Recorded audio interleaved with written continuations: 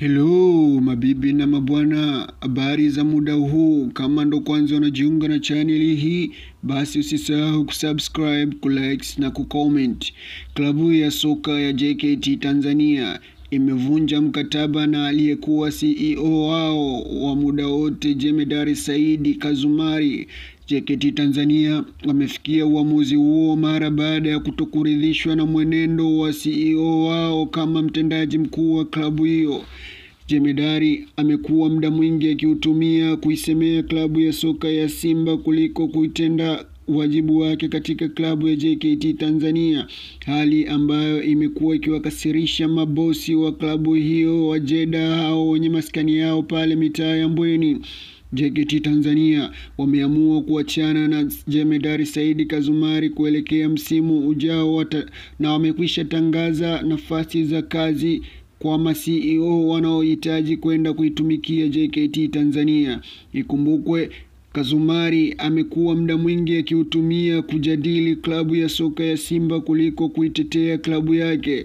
Pale linapokuja swala la JKT Tanzania ameonekana akiwa mnyonge kuliko kuipambania klabu ya soka ya Simba.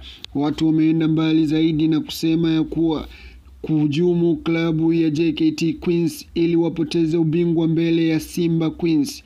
Kazumari amekutana na shutuma ya upangaji wa matokeo kwa klabu yake, akihujumu klabu ya wanawake JKT Tanzania ili basi klabu yake pendwa ya moyoni Simba Queens waweze kuchukua ubingwa wa wanawake, hali iliyowakasirisha zaidi viongozi wa JKT Tanzania na kuamua kuvunja kabisa mkataba na CEO wao huyo ili kuelekea msimu ujao waanze kazi mpya pamoja na CEO mpya.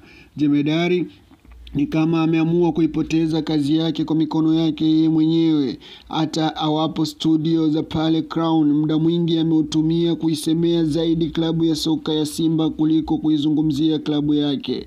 Awapo kwenye majukumu yake ya kikazi ya CEO, ameonekana muda mwingi aking'ata meno zaidi anapokutana na watani wa wekundu wa Msimbazi Simba ambao ni Yanga, na yuko tayari kufanya lolote limradi JKT Tanzania wapate matokeo. Lakini linapokuja swala la Simba, Saidi ameonekana kuwa mnyonge na kutamani klabu yake ya JKT Tanzania ipoteze mbele ya wekundu wa Msimbazi Simba, hali ambayo inawashtua viongozi wa JKT na kuona hawako tayari kuendelea kuona kiongozi ambaye yuko tayari kuisapoti timu nyingine ili mradi kuidhuru timu yao.